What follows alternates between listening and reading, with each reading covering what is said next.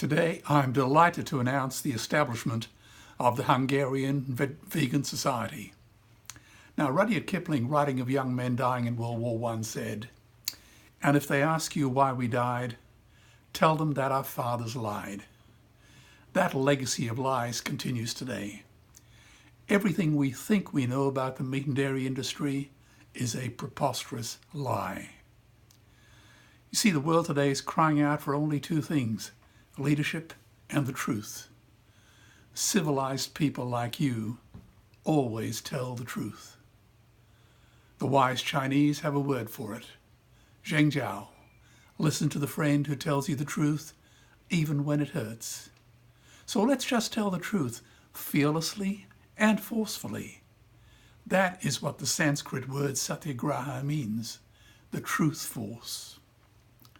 Now, Brendan Kennelly in the Book of Judas wrote, "If you want to serve your age, betray it." But what does that mean, to betray your age? It means expose its lies, humiliate its conceits, debunk its arrogance, and condemn them to face harsher truths.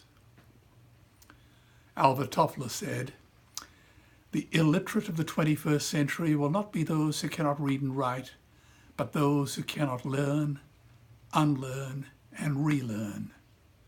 We have got to learn how to unlearn and then relearn." Now, in human history, only 100 billion human beings ever lived. 7 billion people are alive today, and we humans torture and kill 2 billion sentient, living, loving animals every week. We stab and suffocate 1 billion ocean animals every 8 hours. If human beings were killed at the same rate, we'd be wiped out in one weekend. Trillions of fish are ground up into pellets to feed to livestock. Vegetarian cows are now the world's largest ocean predators. The oceans are dying in our time. By 2048, all our fisheries will be dead, the lungs and the arteries of the earth. 10,000 entire species are wiped out every year because of the actions of one species. And we now face the 6th mass extinction in cosmological history. It is a crime of unimaginable proportions. Now, you'll be very pleased to know that there are over 600 million vegetarians and vegans in the world. And that is bigger than the United States, England, France, Germany, Spain, Italy, Canada, Australia, New Zealand, all put together. If they were one nation, they would be bigger than the 27 nations of the European Union. They are bigger than NATO. They are bigger than OPEC. And despite this massive demographic footprint, they are still drowned out by the raucous hunt and shoot and kill and cartels who believe that violence is the answer when it should not even be a question. 1 billion people today are hungry. 20 million people will die this year from malnutrition. Cutting meat by only 10% will feed 100 million people, and going vegan will end malnutrition forever. And poor countries sell their grain to the West for hard currency, whilst their own children starve in their arms. And the West feeds it to livestock. So we can eat a steak?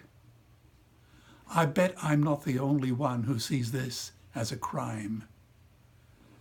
Every morsel of meat we eat is slapping the tear-stained face of a hungry child. When I look into her eyes, do I remain silent? If everyone ate a Western diet, we would need 2 planet Earths to feed them. We've only got one, and she is dying. The Earth can produce enough food for everyone's need, but not enough for everyone's greed. Now, Victor Hugo said there is nothing more powerful than an idea whose time has come. But I say there is nothing more destructive than a bad idea whose time has passed. The time for meat has passed. Now, Judge White's words at the end of the bonfire of the vanities were, "The law is humanity's attempt at decency." So I ask you all to join us in the battle in a war that decency cannot afford to lose. Because in the end, only three things matter: how deeply you loved, how gently you lived, and how gracefully you let go of things that were not meant for you. Meat was not meant for you. So I send my best wishes to all my friends tonight there in Hungary. You have chosen not to relive history. You are making history. You are on the right side of history.